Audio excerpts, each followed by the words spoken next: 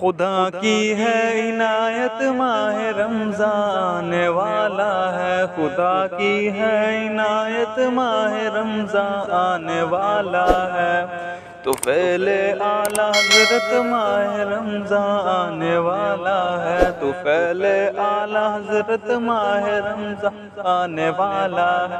खुदा की है इनायत माह रमज़ान आने वाला है। खुदा की है इनायत माह रमज़ान आने वाला है।